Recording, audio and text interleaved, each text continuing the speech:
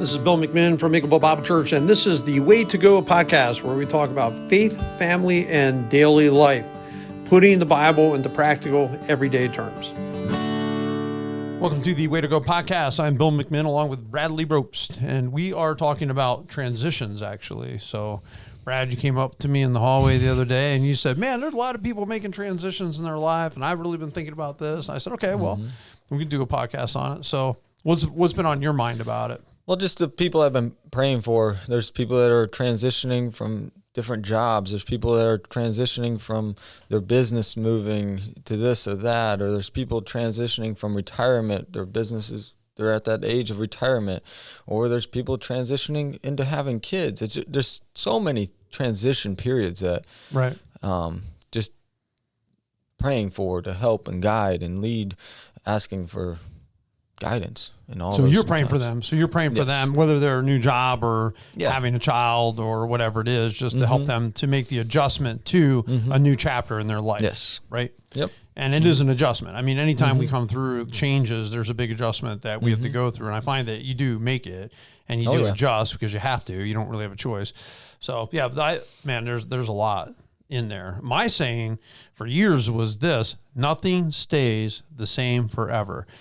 And it helped me to keep my sanity because I learned it when I was a younger pastor, and I had these friends. They came to church actually to an evangelistic rally. It was the first time I met them, became believers, served a ton in the church. I mean, we would go do things together. They would be in my house. I'd be at their house. I mean, they walk with me on the property that I own now and where I lived before. Actually, I owned it. Like, they went and walked it with me, and, you know, they were just kind of a part of that. And then one day they just came and said that, his business where he worked in Madison was closing down, and they're moving the plant to North Carolina. It's like, oh man, that was hard. Like, that was so hard for me to, lose such a great friend. And then you even were moments where you're like, what am I doing here? Me and my friends are leaving. And then I just realized, hey, nothing stays the same forever. You just got to just hold to that. Things change, and sometimes friends change. And not even that you want it to. Like, sometimes it changes on you. You don't even want it to change, but it did change, and now you have to accept that change, right? Yeah, and that's being a good steward in whatever God puts us, wherever we are. And it's not always easy. It's not just because of change doesn't mean it's going to be easy, and doesn't always mean it's going to be hard either. Sometimes it can be, oh, that's an easy change for me to transition into, or whatever. You lose your spouse.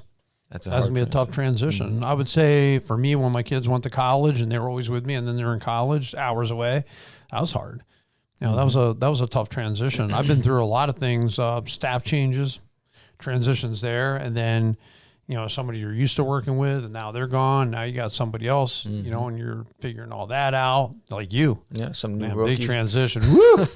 No, Bradley's been a great addition to the staff. But I do love, the positive energy and stuff, you've brought to the staff. It's awesome.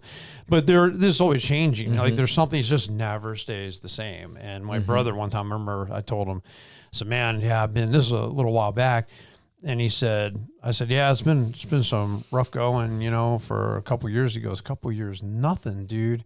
He said, this has been going on for ages with you. You've been through. And I started thinking back. I'm like, he's right, man. It was this year, then it's this, then it's this, then it's COVID, then there's always something going on. Yeah. Anytime you think like, okay, finally there's peaceful water, still something else is changing. It's okay.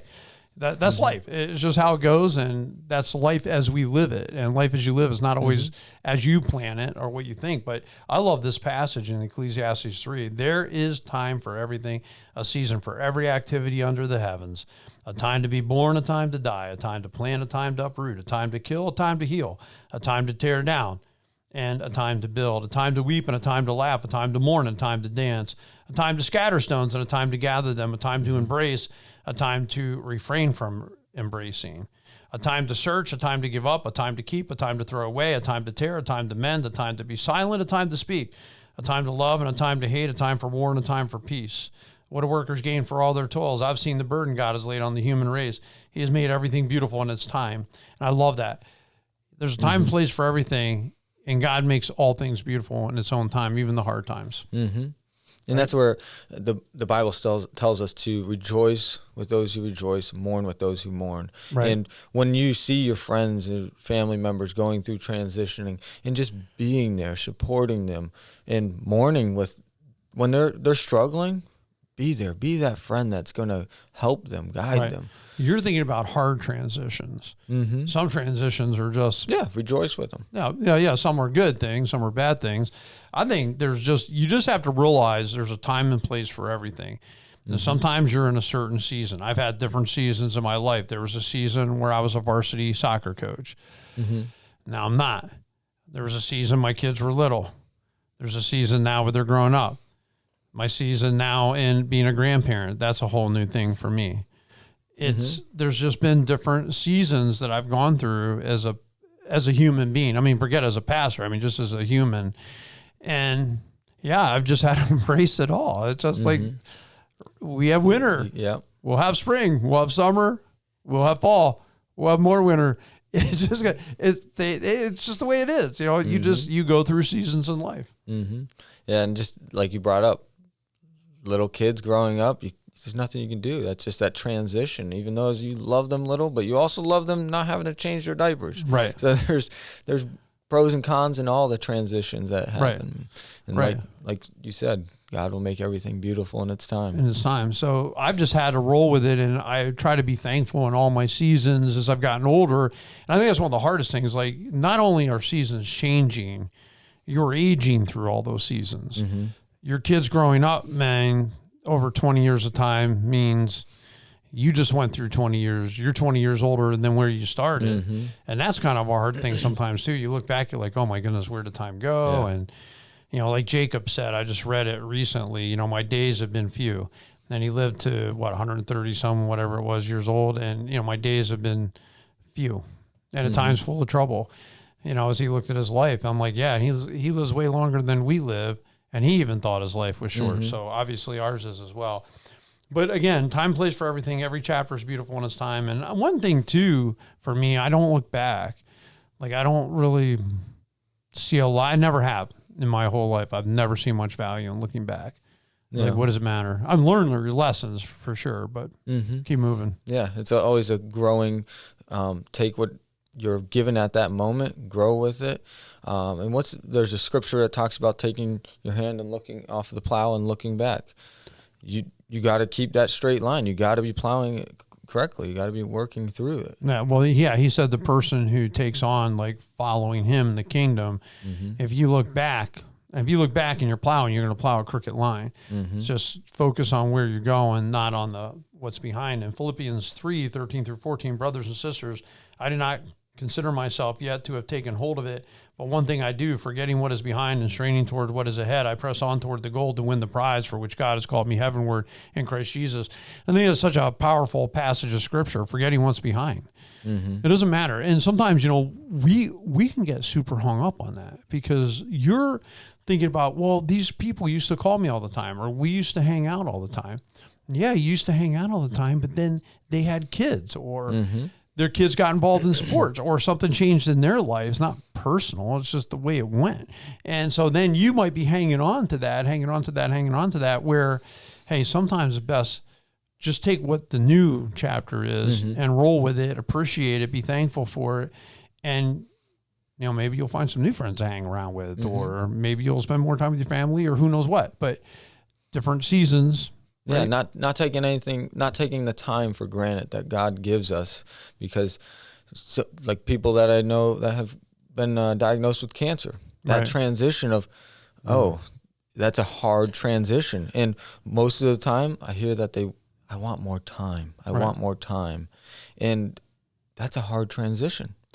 Well, you better live knowing you might not have more time. And you've got to live your life not assuming you're going to have more time. You have to live your life assuming you're not going to have more time. So I try to enjoy life in my seasons. So I leave it all in the field.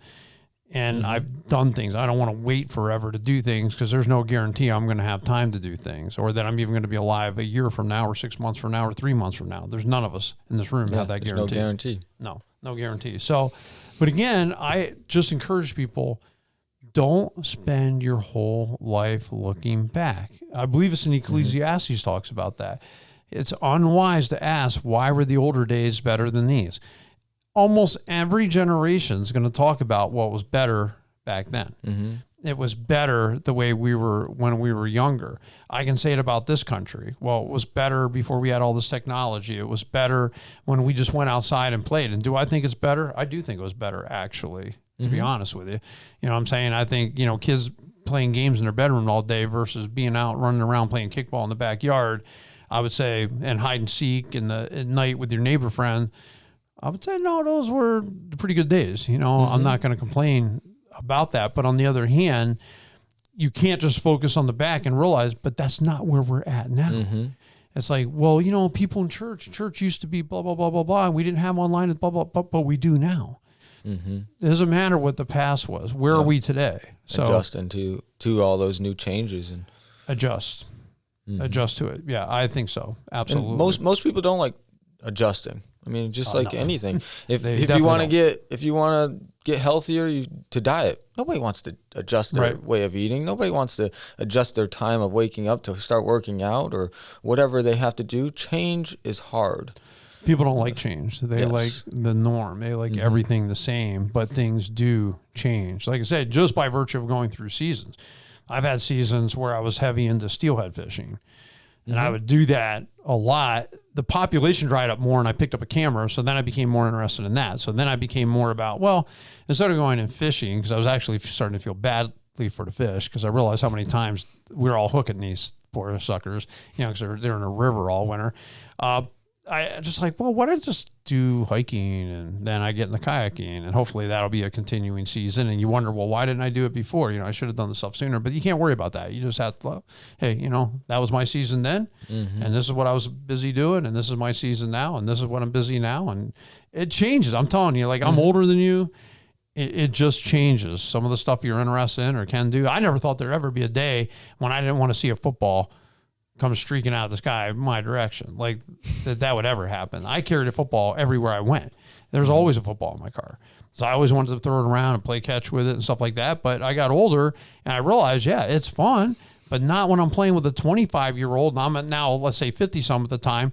And, I'm trying to keep up with them blowing out hamstrings. It's just like, it's not the same. Like, I can't keep up with these people, so hang it up, man. Let's just quit doing it and go do the Miracle Mile on Thursday morning, say I'm playing football or go fish or go hike, or I've just adjusted to it, say, that's all right. That was a season. That season's not there anymore. Mm-hmm.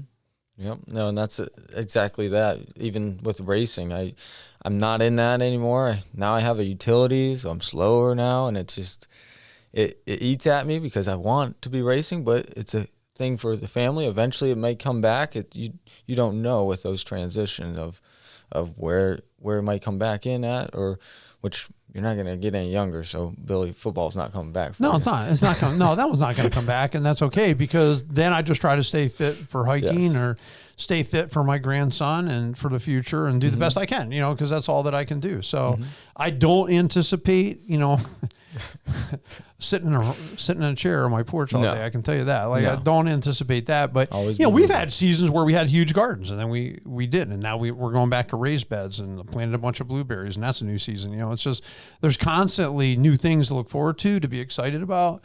Life is great. I think life is what you make it, and so as much change as I've gone through in my life, I found a lot of good. Through all of it. There's a beauty in all of it, every season that I've ever had. So I wouldn't change it. I think you want to live a life without regrets. I think you want to make sure that you're seeing stuff and getting out there. I mean, when I talked to my dad on his deathbed, he's like, I should have done this. That's not the way I've lived. You know what I'm saying? Like, I'm not going to be having that conversation with my kids.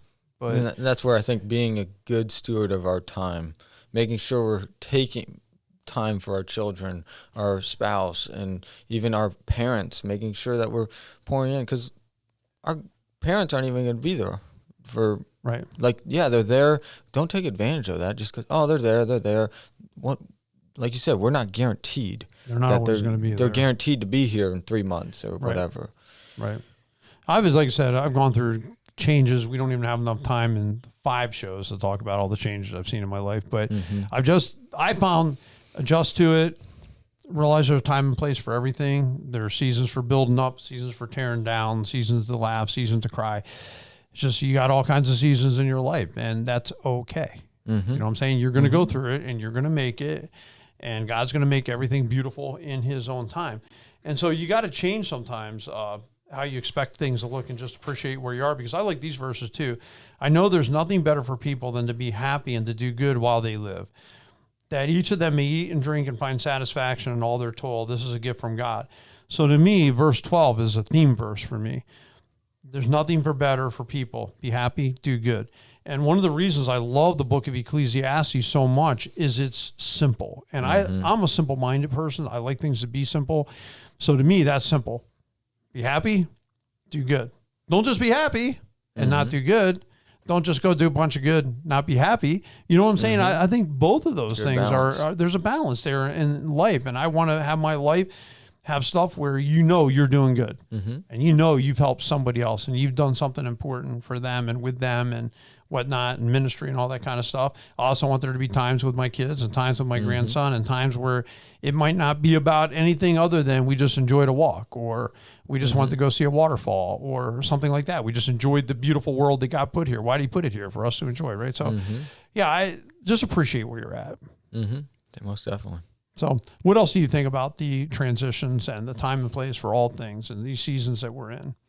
I mean, everything is a transition, and just like what I came out of, and when you've gone through something, and it's still something that I struggle with at times, but when you go through a hard transition and then you see your own brother in Christ go through something similar, you're able to help them cope with it. You're able to be there supporting and helping them in that transition of what all the options, and making sure that they feel like they're doing the correct transition. Right. So it's having that ability to, I've been here, and just like anybody, it's much easier for someone that has been through it to help that person that's going to be going through it. Right.